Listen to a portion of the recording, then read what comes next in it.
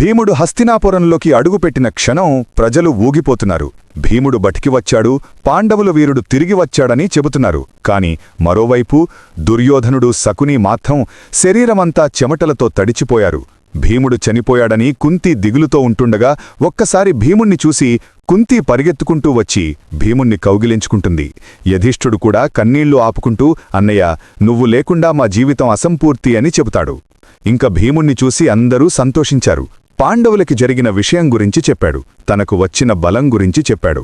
ఇంక వాళ్లు కూడా దుర్యోధనుడు శకుని చేసిన పనికి కోపంతో రగిలిపోతున్నారు. కాని ఒక పక్క కోపంతో రగిలిపోయిన ఉన్నా తన అన్నకు ఇంత బలం వచ్చిందని సంతోషంగా ఉన్నారు. ఏం జరిగినా భీముడు ప్రాణాలతో తిరిగి వచ్చాడు. రాజ్యం ఎంత పెద్దదైనా అది కాపాడడానికి శక్తివంతమైన వారసులు కావాలి. ఆ బాధ్యత పాండవులపైన కౌరవులపైన ఉంది. పాండవులు కౌరవులు చిన్నవాళ్లు, వారికి ఒక అత్యుత్తమైన ఆయుధ విద్య గురువు కావాలి. ద్రోణుడే అతని శిష్యుడైన అశ్వత్థామ గురించి, అతని అస్త్రశాస్త్ర నైపుణ్యం గురించి తెలిసి ఈ పిల్లలకు శాస్త్రవిద్యలు నేర్పడానికి ద్రోణుడు మాత్రమే సరైనవాడు అని భీష్ముడు నిర్ణయిస్తాడు.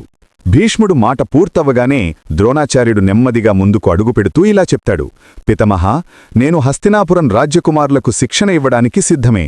కానీ ఒక షరతు. శిక్షణ రాజాసభలో కాకుండా వీళ్ళందరూ నా శిష్యులవ్వాలంటే నేను నివసించే స్థలానికి రావాలి అని చెబుతాడు. దాన్ని అంగీకరించిన భీష్ముడు కౌరవులని పాండవులని ద్రోణాచార్యుడితో పంపించడానికి సిద్ధంగా ఉన్నాడు. కాని మరోవైపు ధృతరాష్ట్రుడికి కౌరవుల్ని పంపించడానికి కొంచెం కూడా ఇష్టం లేదు. కాని రాజ్యానికి కావాల్సిన శిక్షణ అవసరమని వెళ్తారు. ద్రోణాచార్యుడు ముందే మొదటి పరీక్ష, మహాయోధుని ఎంపిక ఎవరవుతాడు? ఆశ్రమంలో మొదటి రోజు పాండవులు వర్సెస్ కౌరవులు. ఎవరు ద్రోణుడిని ఆశ్చర్యపరిచారు? ద్రోణాచార్యుడు ఎవర్ని మహాయోధుడిగా గుర్తించాడు అనేది తరువాత భాగంలో చూద్దాం.